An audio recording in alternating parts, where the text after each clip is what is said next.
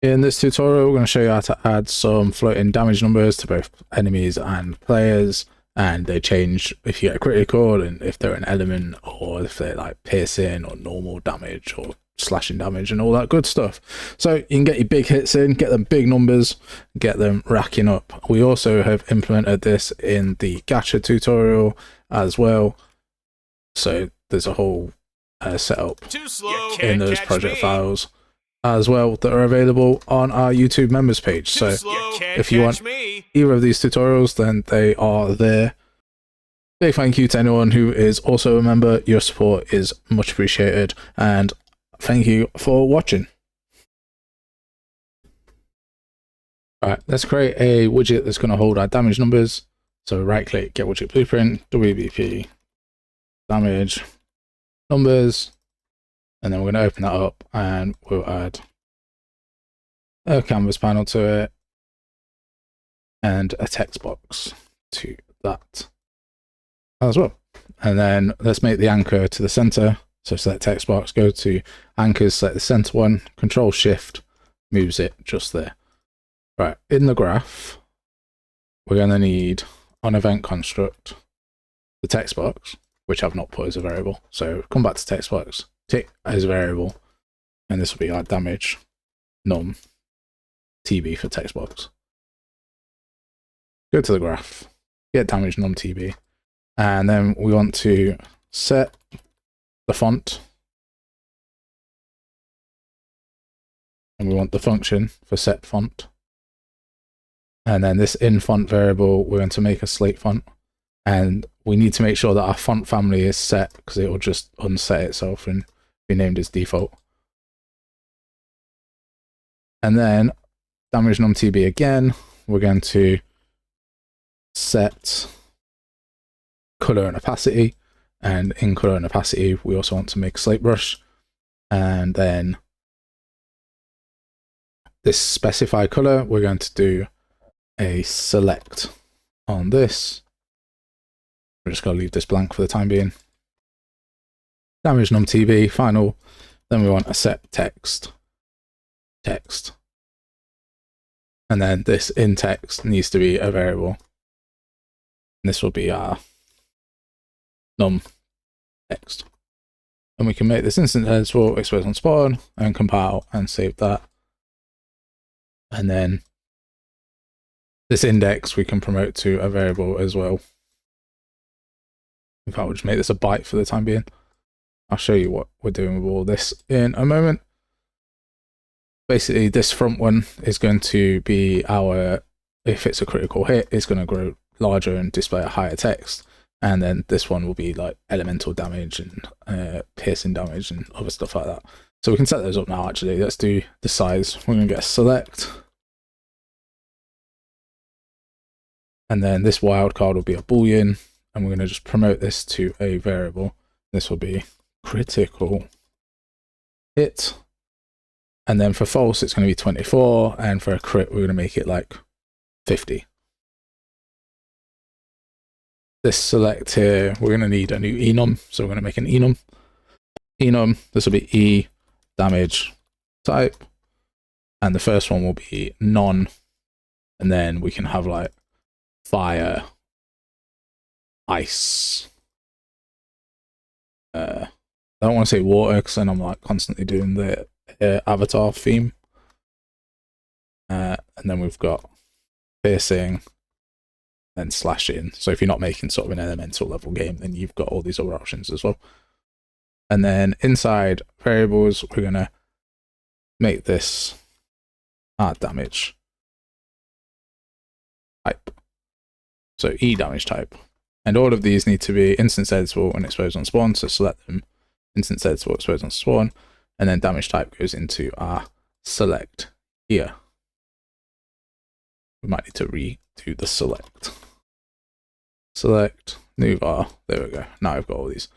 And now we can double click on them, and none will be white text, and fire will be orange text, and ice will be blue text. Earth will be green. Piercing will be purple, and slashing will be black.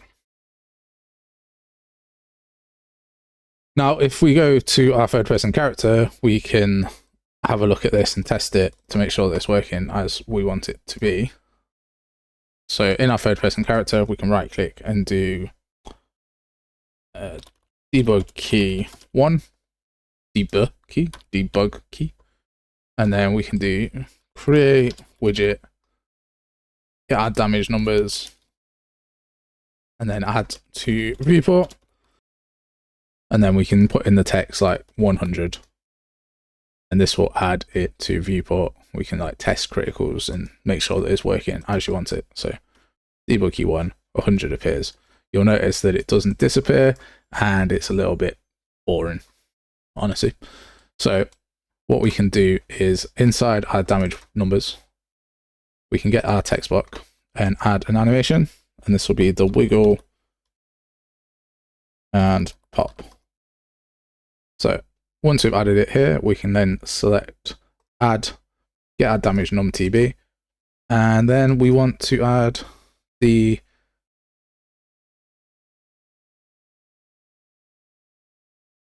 location. Now to do the location, we're just going to get our position X and our position Y and move them around a little bit. But first we need to key that they are at the 0 position. So come up to the top, select the keys on both of those, and then we'll go to 1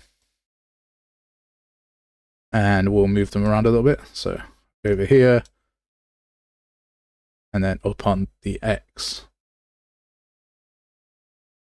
and we will press the keys again. You gotta be careful because it resets the key on the other one for whatever reason. So move it up a little bit and then key it. Then we've got it moving over here. And if we move this out again, so that's it takes 1 second to go over there, go to 2. Sure that our initial wiggle is over here at 1. And then we can set it to where we want to move it back. So over here, and then I'll key the X. And we're still going to go up on the Y as well. So there we go. It goes up like that. Now in graph on event construct, all we need to do is get our wiggle and pop and play animation with finished event, and the widget is self, and then on finished we're going to remove from parent. So now when we test it and play it, see 1, and off it goes. Like so. And we can add as many as you want, and they'll just follow that path a little bit. Okay, well, what happens now if I want to make it a crit? So we've got 100 and we've got a crit. You can see the text moves up, and if it's fire, then it goes up as well. And if it's fire and a crit, then it's bigger as well. So that is that. But how does that work for a enemy? Because it's just spawning on our viewport and we want it to spawn like on the character. So we're going to create another widget. This will be WBP damage holder. Open that up. Put our canvas panel in there with an overlay. And the overlay is just going to go in the middle and make sure the anchor is the middle as well. And then on graph, we're going to do a create widget.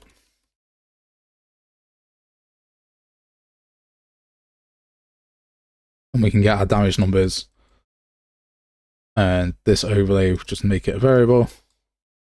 I'm going to add child, and we want this widget panel add child. Pass the return value of the create widget into there and select add. And we'll compile that. And then, rather than being on begin play, we're going to do a blueprint and a blueprint interface. This will be called BPI widget, or BPI numbers widget. And this is our damage numbers widget folder. And this needs all our inputs. So we need a boolean for critical, and then we need our damage as a float. And then finally, we want our damage type.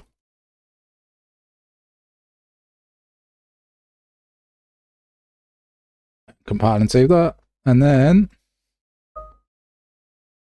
back in damage holder, go to class settings, and we'll add our damage interface. And then in our interfaces here, we've now got that interface, so we can double click it and we can say critical, how much damage it is, and the damage type. And compile and save that. Back in BP third person character, we can delete this damage number stuff and we can add a widget component to our character. So now in space, we're going to want it to be screen, and in widget class, we're going to want it to be the damage holder. Grab our widget, and we're going to get our message, damage number widget holder. And then we can, again, test that that is working.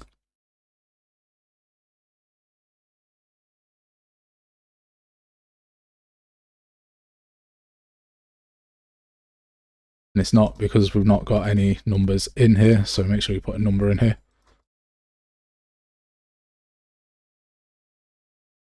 And then from widget, we need to get user widget object. And that goes into the target. That's what we're missing. Now all of these widgets are stacking, and they're just a little bit off center. So we just need to go to our damage holder and like shrink that down a little bit.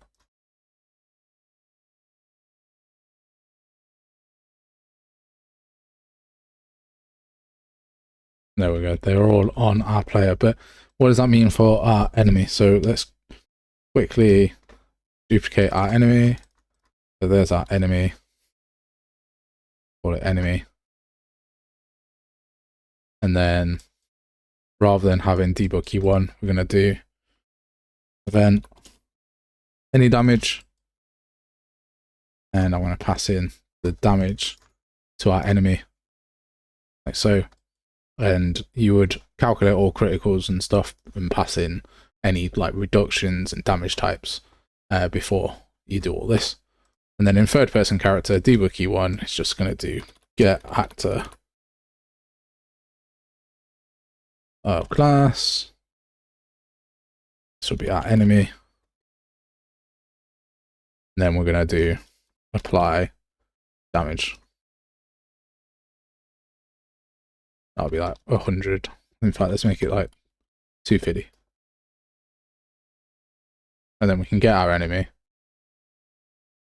And then every time I press 1, doing 250 damage to our enemy. And it's all on the screen. We can see follows it all the way around. It's attached to the enemy rather than the player. And that's that, my friends. We've implemented the same thing inside our gacha tutorial, so now too slow. You can't catch me. You can see it's got a bit more of a wobble, it's a little bit more refined. Can't catch me. But now it attaches to our character, so you can see that in action.